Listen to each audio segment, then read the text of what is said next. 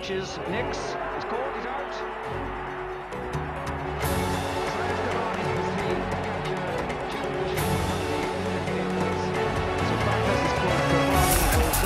Short.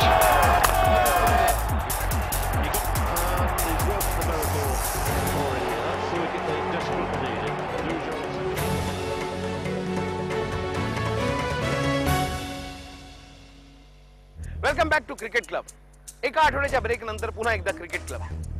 Team इंडियाच्या South Africa टूरची सुरुवात काही फारशी चांगली झाली नाही. पहिली मॅच तर पावसाने वायाच गेली. आता पुढच्या मॅचेसमध्ये काय काय होतंय आणि टीम इंडियाचा परफॉर्मन्स कसा होतो ते आपण बघू. टीमचा परफॉर्मन्स वाईट झाला की नेहमीच सिलेक्शन कमिटीला धारेवर धरलं जातं. मग सिलेक्शन कमिटीची एक मीटिंग होते आणि हीच वेळ असते जेव्हा त्यातल्या सदस्यांना आपापल्या फेवरेट खेळाडूंना टीममध्ये घुसवायचा चान्स मिळतो.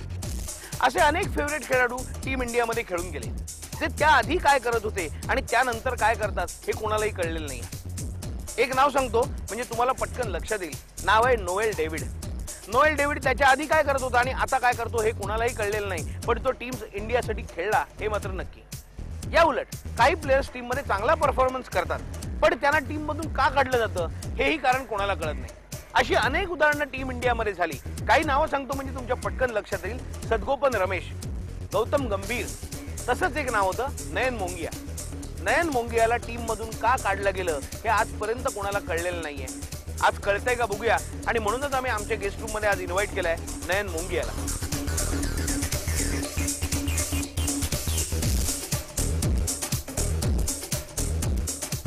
गेल्या काही वर्षात आपण अनेक यष्टीरक्षक खेळतोय. हां, पण त्यांना आपण यष्टीरक्षक म्हणतो कारण ते यष्टीच्या मागे उभे राहतात, पॅड्स लावतात, हातात मोठे ग्लोव्ज घेऊन उभे असतात म्हणून. हां, बॅटिंगही खूप चांगली करतात. पण तरीही अत्यंत प्रामाणिकपणे मनापासून मी एकच सांगेन की आपला शेवटचा खरा यष्टीरक्षक एकच, नयन मोंगिया.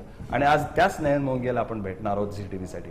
नयन, 2001 तुझी लास्ट टेस्ट मला वाटतं बेस्ट यष्टीरक्षण केलं होतं, तरीही तुला का वगळलं आणि त्यानंतर तू पुन्हा कधी खेळलाच नाहीस. पण मला सांग नयन की तू फिट होतास. म्हणजे आजही तुझ्याकडे पाहिल्यानंतर तू फिट दिसतोस. म्हणजे मला असं वाटलं की थोडीशी प्रॅक्टिस पण नाही, थोडासा फिटनेस आणखी मेंटेन केला तर तू इंटरनॅशनल क्रिकेट अगदी आरामात खेळू शकतोस. बिलकुल. असं असताना आपण बाहेर बसलेलो आहे हे पाहताना तुला काय वाईट वाटत होतं आणि तुला असं कुठेतरी वाटत होतं की आपण कधीतरी खेळू? हाँ, डेफिनेटली. जो 2001 के बाद इंसिडेंट हुआ चेन्नई में, उसके बाद मुझे ड्रॉप किया गया. किस वजह से ड्रॉप किया आज तक मुझे नहीं मालूम, पर उसके बाद मैंने अच्छा परफॉर्मेंस दिया डोमेस्टिक क्रिकेट में. 2 साल तक लगातार मैं हाईएस्ट रन गेटर रहा डोमेस्टिक क्रिकेट में, फिर भी मुझे चयन नहीं किया गया. वो एक बड़ी दुख की बात थी. और बाकी जो विकेट कीपर्स आते थे वो अच्छा परफॉर्म नहीं कर रहे थे और कई वजह से हम अपनी टीम भी हारी है. उसके बाद भी मुझे मौका नहीं मिला और एक बड़ी दुख की बात थी. एक फ्रस्ट्रेशन आ रहा था.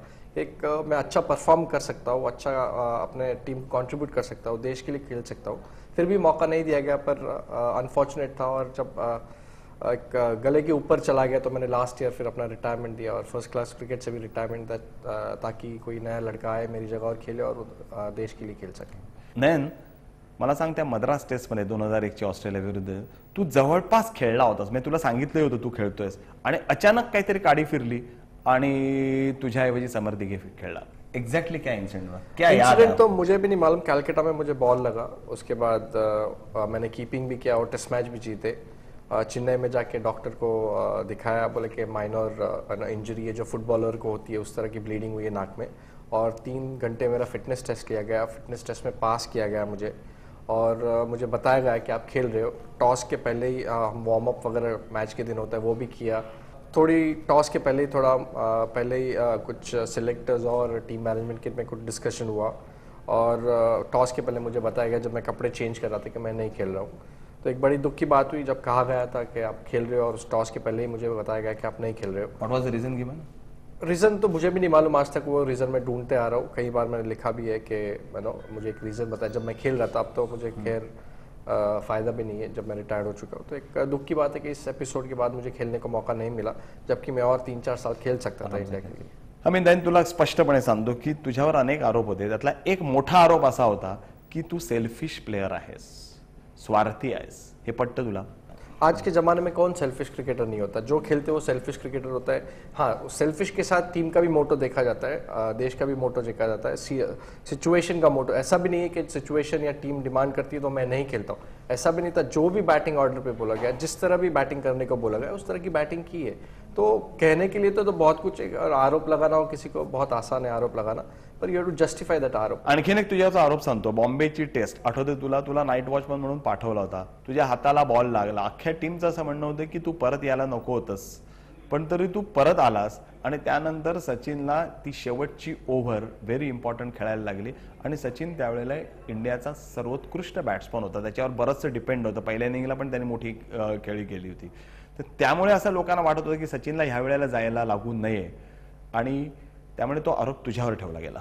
तो काय एक्झॅक्टली इन्सिडेंट होता, मैं काय अगर मुझे बॉल लगा थंब पे और मेरा अंगूठा जो है वो बड़ा सूज गया था, काफ़ी ग्लव्स के हाथ अंदर नहीं जा सकता, फिजियो आए, डॉक्टर्स आए, उन्होंने बोला कि आपका ये अंगूठा टूट गया है, and I could not hold my bat, मैं बैट पकड़ नहीं सकता था, पूरा जो राइट हैंड था मेरा नम हो चुका था, किसी भी तरह की ताकत मेरे हाथ में नहीं थी।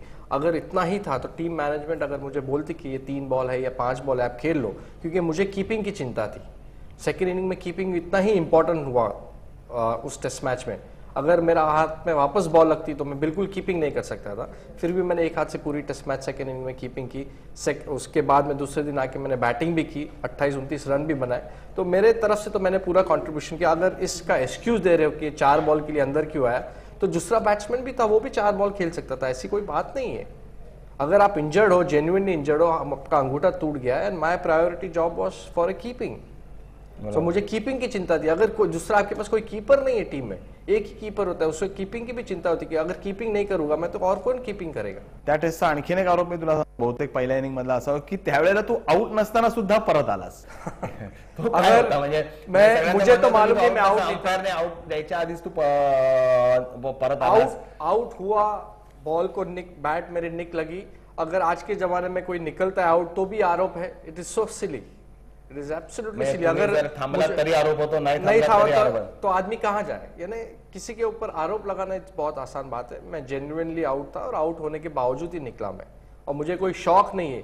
हर किसी को टीम में रहने का शौक होता है, हर किसी को शौक होता है कि वो रन करे और टीम में परफॉर्म करे और टीम को जिताए, तो ऐसी तो कोई बात नहीं है, बेबुनियाद आरोप है, उसमें किसी बात में दम नहीं है। अगर हाँ किसी को लेना हो या किसी को निकालना हो तो सबसे ईजी काम है आरोप लगाना। नयन मला सांग की 2000 पर्यंत तुझी करिअर एकदम स्मूथ चालली होती, म्हणजे कधी कोण तुझ्या विरोधात नव्हतं, आणि 2000 नंतर एकदम प्रॉब्लेम चालू झाले, हे का कशामुळे झाले असं तुला वाटतं? वो मुझे आज तक नहीं मालूम। तू कधी एनालाइज केलंस का? नहीं, बिल्कुल नो, उसके लिए मेरे पास टाइम ही नहीं था। अपना खेलता था, अपना मौज करता था और घर चले जाता था। जो टीम मैनेजमेंट बोलती थी, जिस तरह का टीम को चाहिए था उस तरह का मैं करने को रेडी था। कभी मैंने किसी चीज़ के लिए मना नहीं किया। ओपनिंग के लिए, नाइट वॉचमैन के लिए, पिंच हिटर के लिए, जो भी नो एक टास्क दिया जाता था, टीम मैनेजमेंट जो बताती थी वो किया जाता था। उससे ज़्यादा प्लेयर तो और कुछ नहीं कर सकता। And you are looking as handsome as ever, huh? Still. As usual. And as fit as ever, यार। Thanks Nayan for coming here और ये हमारे क्रिकेट क्लब के लिए इंटरव्यू देने के लिए शुक्रिया, थँक्स। मला नयन मुंगियाची कैफियत कधीतरी मांडायची होती, कारण नयन मुंगियाच्या विरोधात जे आरोप झाले ते मी बरेच वेळा ऐकले होते, आणि ह्याचं उत्तर कधीतरी नयन मुंगियांनी द्यावं आणि ते अशा मोठ्या माध्यमातून द्यावं असं मला वाटत होतं, आणि म्हणूनच आज नयनला इथे बोलून त्या माध्यमातून त्याची बाजू आपण त्याला मांडायला दिली। पहा तुम्हाला काय पटतंय ते। शेवटी प्लेअरचा परफॉर्मन्स कितीही चांगला असला तरी तो टीम मध्ये राहील किंवा नाही, किंवा कुठल्या कारणाने टीमच्या बाहेर जाईल हे सांगणं कोणालाही शक्य नाही। अशी अनेक अकल्पित गोष्टी क्रिकेटमध्ये घडतात। आता तुम्ही पाहताय हे शिवाजी पार्क आहे, हे सकाळी 10 वाजता साधारण गजबजलेलं असतं, कुठली ना कुठली तरी मॅच चालू असते, पण आता एकही मॅच चालू नाहीये आणि असलेली मॅच कॅन्सल झाली, याचं कारण खरंच अकल्पित आहे। मी तुम्हाला सांगणार आहे पण एका ब्रेक नंतर।